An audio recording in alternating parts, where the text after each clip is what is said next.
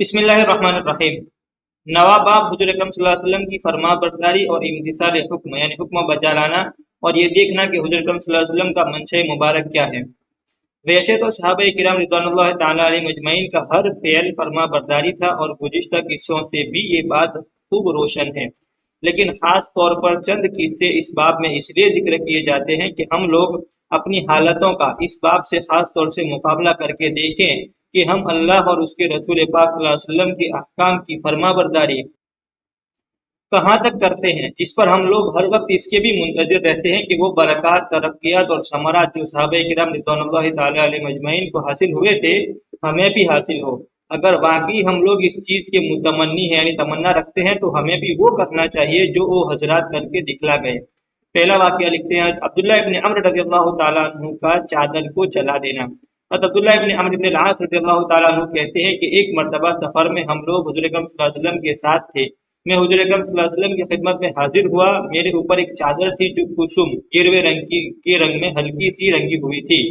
حضور اکرم صلی اللہ علیہ وسلم نے دیکھ کر فرمایا، یہ کیا اوڑھ رکھا ہے؟ مجھے اس سوال سے حضور اکرم صلی اللہ علیہ وسلم کی ناگواری کے آثار معلوم ہوئے۔ گھر والوں کے پاس واپس ہوا تو انہوں نے چولہا جلا رکھا تھا، میں نے وہ چادر اس میں ڈال دی۔ دوسرے روز جب حاضری ہوئی تو حضور اکرم صلی اللہ علیہ وسلم نے فرمایا، وہ چادر کیا ہوئی؟ میں نے قصہ سنا دیا۔ آپ صلی اللہ علیہ وسلم نے ارشاد فرمایا، عورتوں میں سے کسی کو کیوں نہ پہنا دی؟ عورتوں کے پہننے میں تو کوئی مذائقہ نہ تھا۔ فائدہ: اگرچہ چادر کے جلا دینے کی ضرورت نہ تھی، مگر جس کے دل میں کسی کی ناگواری اور ناراضگی کی چوٹ لگی ہوئی ہو، وہ اتنی سوچ کا متحمل ہی نہیں ہوتا کہ اس کی کوئی اور صورت بھی ہو سکتی ہے۔ ہاں، مجھ جیسا نالائق ہوتا تو نہ معلوم کتنے احتمالات پیدا کر لیتا کہ یہ ناگواری کس وجہ کی ہے، کس درجے کی ہے، اور دریافت تو کر لوں اور کوئی صورت اجازت کی بھی ہو سکتی ہے یا نہیں، اور حضور اکرم صلی اللہ علیہ وسلم نے پوچھا ہی تو ہے، منع تو نہیں کیا، وغیرہ وغیرہ۔ دوسرا واقعہ تحریر فرماتے ہیں انصاری کا مکان کو ڈھا دینا۔ حضور اکرم صلی اللہ علیہ وسلم ایک مرتبہ دولت قدرے سے باہر تشریف لے جا رہے تھے۔ راستے میں ایک قبہ، گنبد دار حجرہ دیکھا جو اونچا بنا ہوا تھا۔ ساتھیوں سے دریافت فرمایا کہ یہ کیا ہے؟ انہوں نے عرض کیا کہ فلاں انصاری نے قبہ بنایا ہے۔ حضور اکرم صلی اللہ علیہ وسلم سن کر خاموش ہو رہے۔ کسی دوسرے وقت وہ انصاری حاضر خدمت ہوئے اور سلام کیا۔ حضور اکرم صلی اللہ علیہ وسلم نے اعراض فرمایا یعنی منہ موڑ لیا، سلام کا جواب بھی نہ دیا۔ انہوں نے اس خیال سے کہ شاید خیال نہ ہوا ہو دوبارہ سلام کیا۔ حضور اکرم صلی اللہ علیہ وسلم نے پھر بھی اعراض فرمایا اور جواب نہیں دیا۔ وہ اس کے کیسے متحمل ہو سکتے تھے، اس کو کیسے برداشت کر سکتے تھے؟ صحابہ رضوان اللہ تعالیٰ علیہ مجمعین سے جو وہاں موجود تھے دریافت کیا، پوچھا، تحقیق کیا کہ میں آج حضور اکرم صلی اللہ علیہ وسلم کی نظروں کو پھرا ہوا پاتا ہوں، خیر تو ہے؟ انہوں نے کہا کہ حضور اکرم صلی اللہ علیہ وسلم باہر تشریف لے گئے تھے، راستے میں تمہارا قبہ دیکھا تھا اور دریافت فرمایا تھا کہ یہ کس کا ہے۔ یہ سن کر وہ انصاری فوراً گئے اور اس کو توڑ کر ایسا زمین کے برابر کر دیا کہ نام و نشان بھی نہ رہا، اور پھر آ کر عرض بھی نہیں کیا۔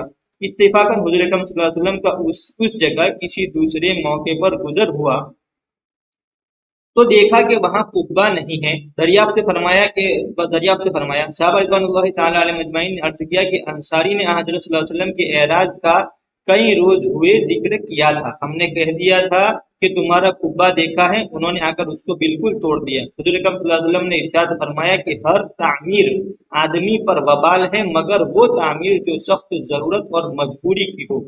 فائدہ: یہ کمال عشق کی باتیں ہیں۔ ان حضرات کا اس کا تحمل ہی نہیں تھا کہ چہرے انور کو رنجیدہ دیکھیں یا کوئی شخص اپنے سے حضور اکرم صلی اللہ علیہ وسلم کی گرانی کو محسوس کرے۔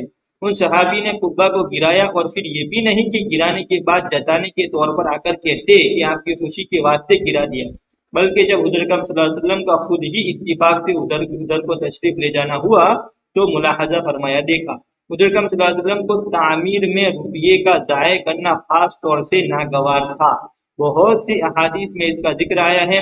خود ازواج مطہرات کے مکانات کھجور کی ٹہنیوں کے ٹٹے تھے جن پر ٹاٹ کے پردے پڑے رہتے تھے تاکہ اجنبی نگاہ اندر نہ جا سکے۔ ایک مرتبہ حضور اکرم صلی اللہ علیہ وسلم کہیں سفر میں تشریف لے گئے۔ حضرت ام سلمہ رضی اللہ تعالیٰ عنہ کو کچھ ثروت یعنی مالداری حاصل تھی، انہوں نے اپنے مکان پر بجائے ٹٹوں کے کچی اینٹیں لگا لی۔ واپسی پر جب حضور اکرم صلی اللہ علیہ وسلم نے ملاحظہ فرمایا تو دریافت کیا کہ یہ کیا کیا؟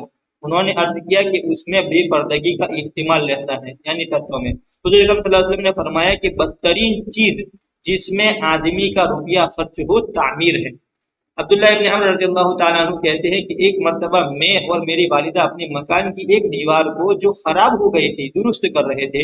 حضور اکرم صلی اللہ علیہ وسلم نے ملاحظہ فرمایا اور ارشاد فرمایا کہ موت اس دیوار کے گرنے سے زیادہ قریب ہے